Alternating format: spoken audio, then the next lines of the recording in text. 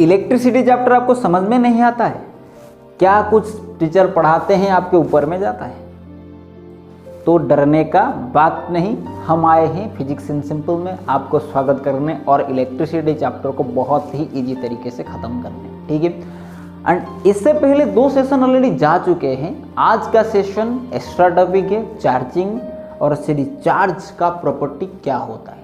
उससे जाने से पहले आपके लिए 2 लाइन कि परिंदों को अपनी मंजिल मिलेगी जरूर, परिंदों को अपनी मंजिल मिलेगी जरूर, ये फैले हुए उनकी परों बोलते हैं। परिंदों को उनकी मंजिल मिलेगी जरूर, ये फैले हुए उनकी परों बोलते हैं। और खामोश अक्सर वही लोग रहते हैं जमाने में जिनका हुनर बोलते हैं, जमाने में जिनका हुनर बोलते हैं। तो आप खामोश रहिए लेकिन पढ़िए, हमारे साथ बने रहिए। इलेक्ट्रिसिटी चैप्टर आपका बहुत ही जल्दी खत्म कर देंगे। ये जो सेशन होगा थोड़ा लेंदी रहेगा शायद, क्योंकि बहुत ही इंपॉर्टेंट टॉपिक आपके लिए आज है हमारे पास।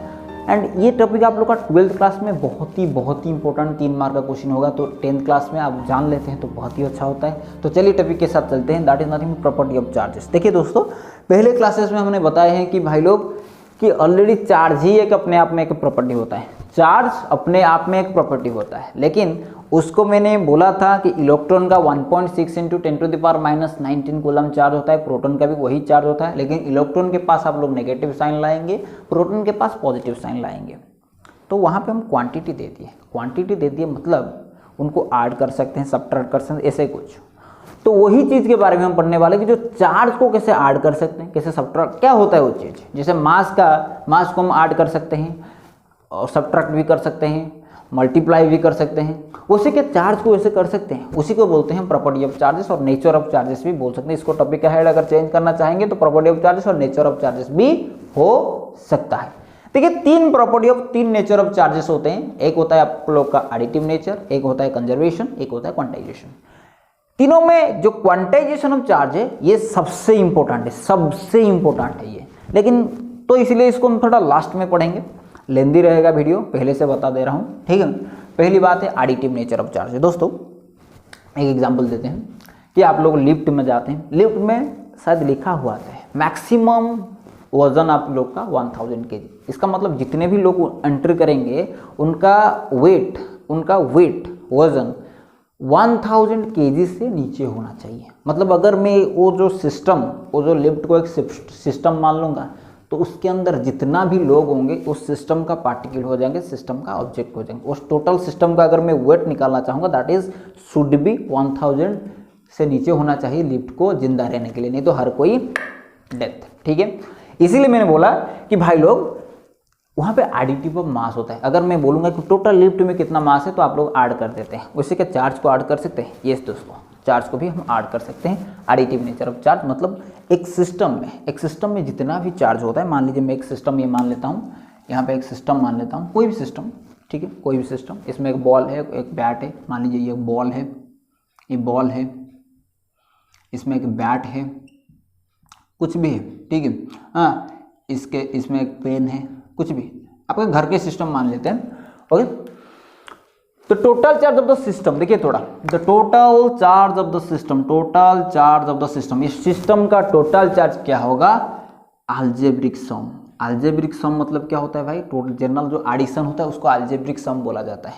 1 + 2 + 3, जैसे 6 बोल सकते हैं हम, 1 + 2 3 + 3 6 होता है। वैसे ही algebraic sum of charges of individual body का हम ऐड कर सकते हैं। देखिए यहाँ पे लिखा भी गया है, तो देखिए थोड़ा, अगर मैं मान लीजिए बॉल का चार्ज मैंने 5 कूलम लिखा, कितना लिखा? 5 कूलम, क्योंकि C is the unit of charge. मान लीजिए बैट का वजन, मैंने मान लिया बैट का चार्ज है -3 कूलम, पेन का 2 कूलम। अब दोस्तों बोलिए टोटल चार्ज कितना होगा आप लोग के पास? Q = 5 coulomb plus -3 coulomb plus 2 coulomb, तो कितना हो जाएगा आपके पास?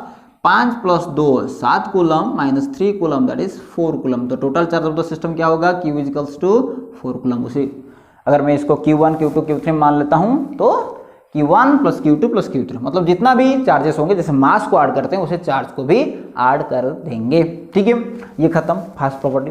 सेकंड प्रॉपर्टी में चलते हैं, कंजर्वेटिव ऑफ चार्ज। ये तो आप लोग जानते हैं कि कोई भी सिस्टम का चार्ज कभी भी आप लोगों का मतलब आप बना नहीं सकते। कैसे बना नहीं सकते, मान लीजिए मैं एक एग्जांपल, जो मैंने सोडियम क्लोरीन वाला इसके पिछले जो क्लासेस में था वही को एग्जांपल मैं ले लूँगा।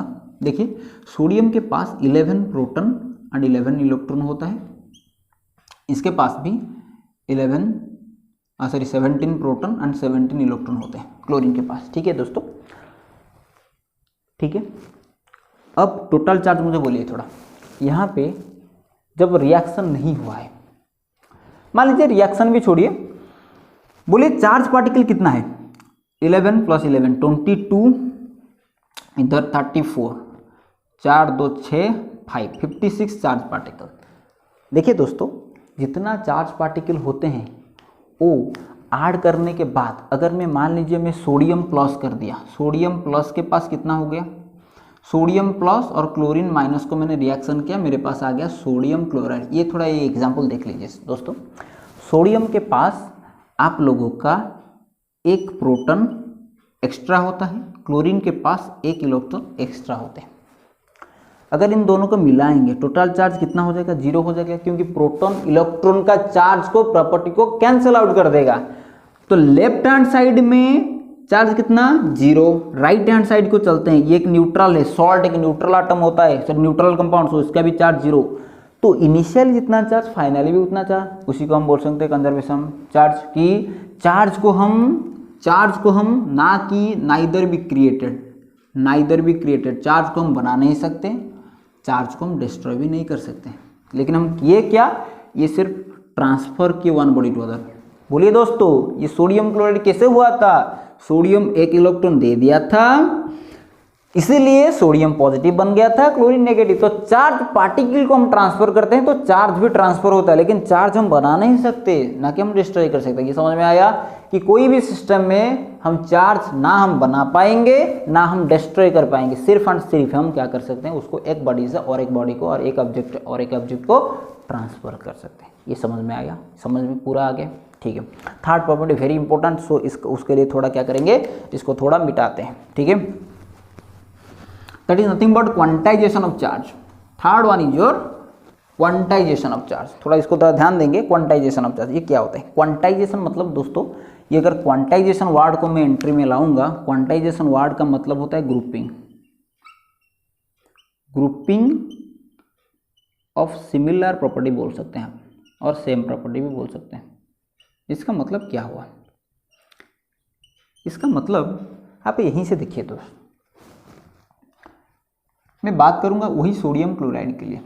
सोडियम क्लोराइड, सोडियम अगर एक इलेक्ट्रॉन दे देता है दोस्त, तो बोलिए सोडियम के पास कितना प्रोटॉन हुआ, अभी एक्स्ट्रा एक प्रोटॉन रहेगा कि नहीं, क्लोरीन के पास एक एक्स्ट्रा इलेक्ट्रॉन रहेगा, तो सोडियम का कितना चार्ज होगा, 1.6 इंटू 10⁻⁻19 कूलम। क्लोरीन का कितना चार्ज होगा, 1.6 इंटू 10⁻⁻19 कूलम, लेकिन इसका पॉजिटिव में होगा, इसका नेगेटिव में होगा। ये समझ में आया। अब बात करते हैं आयरन और वही क्लोरीन की बात करते हैं। आप जानते हैं आयरन जब इलेक्ट्रॉन दे देता है, आयरन 2 पॉजिटिव 2 प्रोटॉन इसके पास बच जाते हैं, क्लोरीन के पास अब 2 इलेक्ट्रॉन आ जाएंगे। 2 इलेक्ट्रॉन आप बोल सकते हैं, ये क्लोरीन को एक इलेक्ट्रॉन, दूसरे साइड और एक क्लोरीन को एक इलेक्ट्रॉन दे देते हैं। देखिए ये एक इधर क्लोरीन, ये एक क्लोरीन, FeCl2 होता है ना, फॉर्मूला होता है FeCl2, आपको केमिस्ट्री में पता होगा।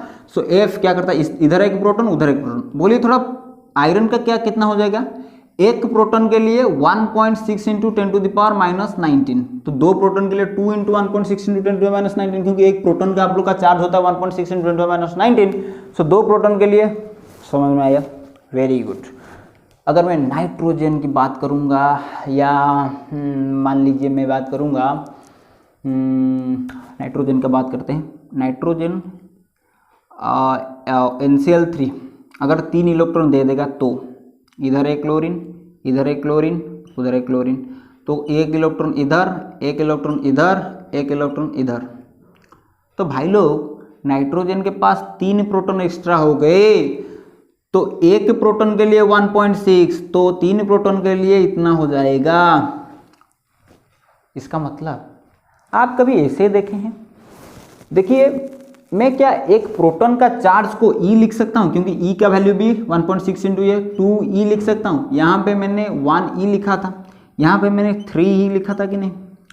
इसका मतलब जब कोई ऑब्जेक्ट इलेक्ट्रॉन देता है, नहीं तो लेता है, जब कोई ऑब्जेक्ट और any body, any atom, any element electron देता है और लेता है, चार्ज देता है और चार्ज लेता है, तो always integral multiple of E is the, यहाँ पे ई होता है आप लोग का फंडामेंटल चार्ज, जो कि सबसे छोटा चार्ज पार्टिकल होता है। ठीक है, फंडामेंटल चार्ज। आप जानते हैं इलेक्ट्रॉन का जो वैल्यू होता है 1.6 × 10⁻⁹, वही प्रोटॉन का होता है, तो वो होता है सबसे छोटा चार्ज बॉडी जो कि एटम के अंदर प्रेजेंट होता है। समझ में आया दोस्त कि कोई भी ऑब्जेक्ट अगर चार्ज होगा, चार्ज कैसे होगा? इलेक्ट्रॉन देख के, नहीं तो इलेक्ट्रॉन ले के, इलेक्ट्रॉन देख के, नहीं तो इलेक्ट्रॉन ले के, इलेक्ट्रॉन देख के, नहीं तो इलेक्ट्रॉन ले के।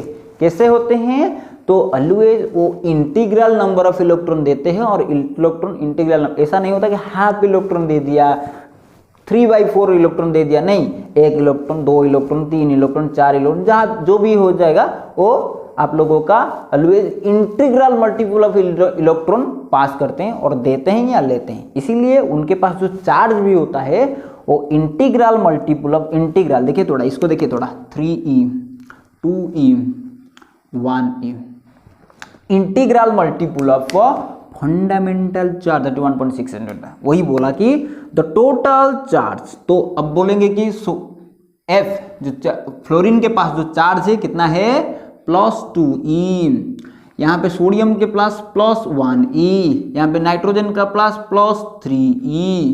तो क्या हो जाएगा? इससे हमको पता चलता है कि कोई भी ऑब्जेक्ट के पास जो चार्ज होता है, total charge contained in a body is integral multiple of fundamental unit of charge. दोस्तों ठीक है, कोई भी ऑब्जेक्ट पास जो चार्ज होते हैं वो integral multiple of fundamental charge, Q = Q। ये जो चार्ज, इसको हम Q बोलेंगे, कितना चार्ज है इसके पास, इसको हम Q बोलेंगे, कितना चार्ज है इसके पास, इसको भी हम Q बोलेंगे, कितना चार्ज है उसके पास।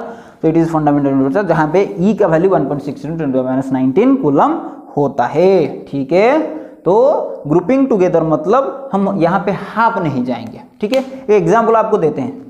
मान लीजिए ये कोई लैडर है, ये कोई लैडर है, लैडर का ऐसे स्टेप्स होते हैं। ठीक है, मान लीजिए एक और दूसरे स्टेप्स के बीच, मतलब एवरी स्टेप्स जो होते हैं, जो स्टेप्स होते हैं उनके बीच में 0.5 फुट का डिस्टेंस होता है, 0.5 फुट का डिस्टेंस होता है। दोस्तों मान लीजिए एक बच्चा है जिसका हाइट है भाई लोग 5 फीट। अगर मान लीजिए ये नीचे खड़ा है तो 5 फीट, अगर ऊपर चढ़ गया, ये पहला सीढ़ी में अगर वो आ गया तो इसका हाइट हो जाएगा कितना? अभी अगर कोई नापेगा इसका हाइट हो जाएगा 5.5 फीट। अगर ये सेकंड में चला गया तो इसका हाइट हो जाएगा 6 फीट। अगर ये थर्ड में चला गया तो इसका हाइट हो जाएगा 6.5। इसका मतलब ये होता है कि आप कभी आपको 5.7, 5.8, 6.2 ऐसे देखने को नहीं मिलेगा, हर वक्त 0.5, 0.5, 0.5 इंक्रीज होता है। वैसे ही यहाँ पे भी क्वांटाइजेशन मतलब चार्ज का होता है कि ऑलवेज कभी आप लोग 1.5E ट्रांसफर होना नहीं देखे होंगे, 3.2E के कभी नहीं देखेंगे, ऑलवेज आप लोग इंटीग्रल मल्टीपल देखेंगे। 3E, 4E, 5E जब ट्रांसफर होगा चार्ज इंटीग्रल मल्टीपल में ट्रांसफर होगा, कोई लेगा देगा जो भी होगा वो इंटीग्रल मल्टीपल में होगा। तो आज का सेक्शन में हम लोग, आज का सेशन में जो जो चीज़ हम पढ़े 1 मिनट में उसको रिवाइज करते हैं। एक बात है एडिटिव नेचर ऑफ चार्ज, मतलब आप प्रॉपर्टी ऑफ चार्ज के बारे में, और चार्ज को कैसे ऐड सब्ट्रैक्ट कैसे किया, ग्रुपिंग कैसे किया जाता है उसके बारे में आज पढ़े हैं। तो पहली बात है कि additive nature of charge. Additive nature of charge मतलब ये होता है कि एक सिस्टम में जितना चार्ज ऑब्जेक्ट होते हैं, जितना चार्ज ऑब्जेक्ट और बॉडी होते हैं, उनका चार्ज को ऐड कर देना है, एक साथ मिला देना, उसको बोला जाता है एडिटिव नेचर ऑफ चार्ज। यहाँ पे हम लोग देखें कि अगर कोई भी ऑब्जेक्ट है, Q1, Q2, Q2 जितना भी चार्ज होंगे उनको ऐड कर दीजिए, अलजेब्रिक एडिशन जैसे 1, 2, 3, 4 को ऐड करते हैं वैसे ही। उसके बाद conservation of charge. Conservation of charges में हम यही देखें कि चार्ज को हम क्रिएट नहीं कर सकते, मतलब डिस्ट्रॉय भी नहीं कर सकते, उसको सिर्फ एक बॉडी से और एक बॉडी को ट्रांसफर करते हैं। कैसे? जैसे यहाँ पे मैंने इलेक्ट्रॉन देता हूँ और इलेक्ट्रॉन ले लेता हूँ, उसी के साथ हम लोग का ट्रांसफर हो जाता है। ठीक है, तो सिर्फ ट्रांसफर होता है, ना कि हम क्रिएट कर सकते हैं, ना कि हम डिस्ट्रॉय करें। Last one very important, quantization charge. Quantization means that is nothing but your grouping. Grouping कैसे हुआ? और हम बोल सकते हैं कोई भी ऑब्जेक्ट का चार्ज कभी भी पॉइंट में नहीं आता है। कोई भी ऑब्जेक्ट जो चार्ज होता है वो integral multiple of fundamental charge होता है, integral multiple of fundamental charge. वहाँ पे देखिए 1e 2e 3 तो NE n इंटीग्रल, n मतलब इंटीग्रल, इंटीजर, कोई भी इंटीजर 1 2 3 4 5 6 जो भी हो सकता है। यहाँ पे मैंने n को लिख सकता हूँ, n is nothing but your 1 2 3 dot dot n। ठीक है, तो ये था आप लोग का क्वांटाइजेशन ऑफ चार्ज। इसके बाद टॉपिक में एंट्री करेंगे। चार्ज का कंसेप्ट खत्म हो गया 3 क्लास में। अब हम चलेंगे करंट। बहुत ही आप लोग वेट किए हैं उसके टॉपिक के लिए। इतना मैं बताऊंगा कि एक क्लास में करंट का हर कोई टॉपिक खत्म कर देंगे। 20 मिनट्स का क्लास आई थिंक मैक्सिममली होगा। तो करंट में जो जो भी टॉपिक है, कैसे करंट फ्लो होता है, करंट क्या चीज़ होता है, उसके बारे में पढ़ेंगे, खत्म करेंगे। तब तक के लिए सी यू, टाटा, बाय बाय।